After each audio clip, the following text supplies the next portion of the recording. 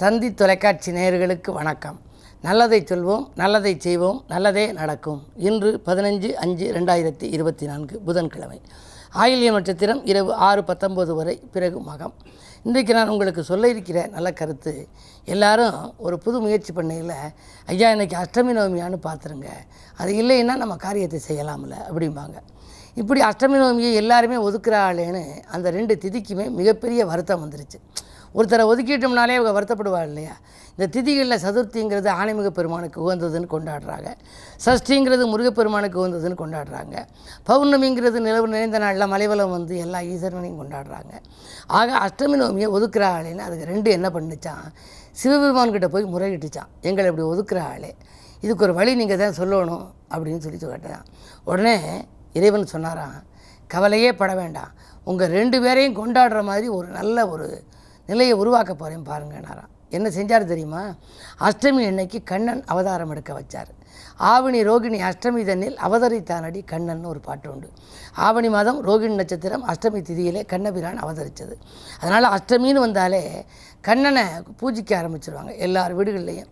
அதுலேயும் கோகுலாஷ்டமி அன்னைக்கு எல்லார் வீட்லேயும் பார்த்திங்கன்னா கண்ணனை கொண்டாடுவாங்க. அஷ்டமி கண்ணனை கொண்டாட வழிவகுத்தார். சரி, நவமி யாருக்கு? ராமபிரானை பிறக்க வச்சார்.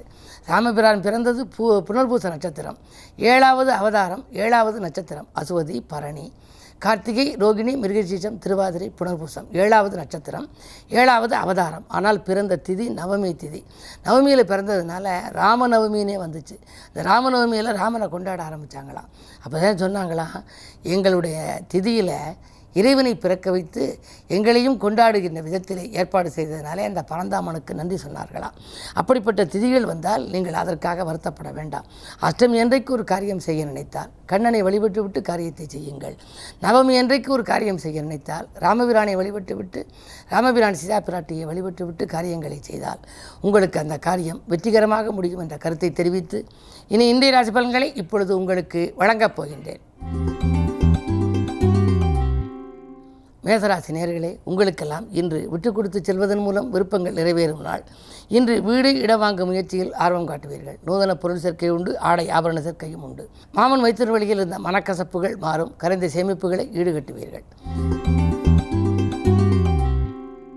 ரிஷபராசி நேயர்களே, உங்களுக்கு இன்று சூரியனும் வியாழனும் உங்கள் ராசியில் இருக்கிறார்கள்.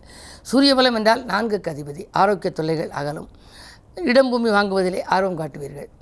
பொது வாழ்விலே புகழ் கூடும். புதிய திருப்பங்கள் உங்களுக்கு ஏற்படும். தந்தை வழி சொத்துக்களில் இருந்த பாகப்பிரிவினர்கள் சுமூகமாக முடியக்கூடிய நாளாக இந்த நாள் அமைகின்றது. இன்று உங்களுக்கு ஒரு யோகமான நாள். மிதுனராசி நேயர்களே, உங்களுக்கு பயணங்களால் பலன் கிடைக்கும் நாள். பக்குவமாக பேசி காரியங்களை சாதித்துக் கொள்வீர்கள். உத்தியோகத்தில் உங்களுக்கு மேலதிகாரிகளின் கோபம் தணியும். நீங்கள் கேட்ட சலுகைகளை வழங்குவார்கள். நினைத்தது நிறைவேறுகிற விதத்திலேயே இன்றைய கிரக நிலைகள் உங்களுக்கு சாதகமாக இருக்கிறது. கடகராசி நேயர்களே, உங்கள் ராசிக்குள் சந்திரன் மாலை 6:19 வரை இருக்கின்றார். எனவே அதிகாலையிலிருந்து 6:19 வரை நீங்கள் எந்த கவலையும் உங்களுக்கு இருக்காது. நீங்கள் நினைத்ததெல்லாம் நிறைவேறும். இருந்தாலும் சந்திரன் மனதுகாரகன் என்பதால் நேர்மறை சிந்தனைகளை வளர்த்துக் கொள்ளுங்கள். எதிர்மறை சிந்தனைகளை நினைத்தால் அது நடந்துவிடும். வியாபார போட்டிகள் அகலும். பிறரை விமர்சிப்பதன் மூலம் ஏற்பட்ட பிரச்சனைகளும் தீரும். உங்களுக்கு சமூகத்திலே உயர்ந்த மனிதர்களின் சந்திப்பு இன்று கிடைக்கும். அதனால் உங்களுடைய தொழிலையும் உத்தியோகத்தையும் நீங்கள் பலப்படுத்திக் கொள்வீர்கள். சிம்மராசி நேயர்களே, உங்களுக்கு இன்று மாலை 6:19க்கு மேல் சந்திரபலம் வருகிறது. எனவே மதியத்திற்கு மேல் கொஞ்சம் விரயங்கள் ஏற்படலாம். காலை நேரம் உங்களுக்கு கலகலப்பாக இருக்கும். அதே நேரத்தில் உங்களுக்கு துணிவும் தன்னம்பிக்கையும் கூடும். வேண்டிய இடத்திலிருந்து உதவிகளும் உங்களுக்கு கிடைக்கலாம். தொழிலை பொறுத்தவரை 8லே செவ்வாய் இருக்கிறார். பக்கபலமாக இருக்கும் ஒரு சிலர் உங்களை விட்டு விலக நேரிடலாம். அங்கனம் விலகிச் செல்லாமல் பார்த்துக்கொள்வது உங்கள் புத்திசாலித்தனமாகும். கன்னிராசி நேயர்களே, ஜென்மத்தில் கேது, 7லே ராகு. நாகதோஷத்தின் பின்னணியில் இருக்கிறீர்கள். ஏற்றமும் இறக்கமும் கலந்த சூழ்நிலை. காலையில் வரவு, மாலையில் செலவு. காலையில் இன்பம், மாலையில் துன்பம் என்ற நிலை உருவாகலாம். எனவே அவை ஒரு நிலையாக வருவதற்கு நீங்கள் இன்று சர்ப்பசாந்தி பரிகாரங்களை மேற்கொள்வது நல்லது. குறிப்பாக உங்கள் ராசிக்கு 7லே செவ்வாய் இருக்கின்றார்.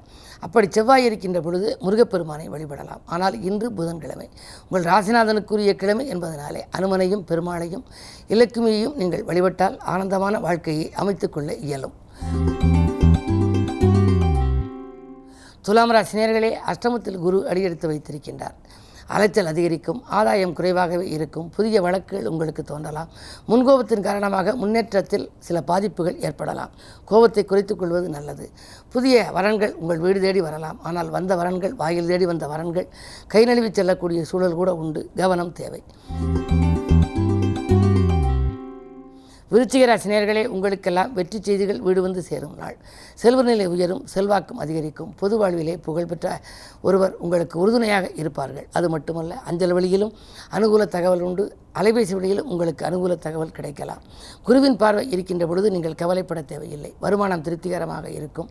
வாழ்க்கை தேவைகள் பூர்த்தியாகும். தொழில் உத்தியோகத்தில் எதை எதிர்பார்த்து காத்திருந்தீர்களோ அது நடைபெறும் நாளாக இந்த நாள் அமைகின்றது. தனுசு ராசி நேயர்களே, உங்களுக்கெல்லாம் இன்று சந்திராஷ்டமம். எதை செய்தாலும் யோசித்து செய்ய வேண்டும். இறைவனை பூஜித்து செய்ய வேண்டும். இறை நாமங்களை வாசித்து செய்ய வேண்டும். புதிய முயற்சிகளில் ஈடுபட்டால் கொஞ்சம் தாமதமாகத்தான் இருக்கும்.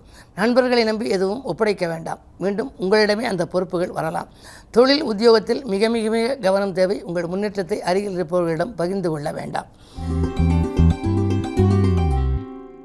மகர ராசி நேயர்களே, உங்களுக்கெல்லாம் இன்று சந்திராஷ்டமம் மாலை 6:19 மேல் வருகிறது. எனவே பகல் நேரத்தில் உங்களுக்கு மனக்கலக்கம் ஏற்படாது. ஆனால் மாலை 6:19 மேல் சந்திராஷ்டமம் வருவதனாலே மதியத்திற்கு மேலே கொஞ்சம் உங்களுக்கு மனக்கலக்கங்கள் வரலாம். பணப்புழக்கம் கொஞ்சம் குறைவாகவே இருக்கும். யாருக்கேனும் நீங்கள் நன்மை செய்தால் கூட அது தீமையாக தெரியலாம். இருந்தாலும் கூட குருவினுடைய பார்வை உங்கள் ராசியில் பதிவதால் பெரிய அளவில் பாதிப்புகள் ஏற்படாது.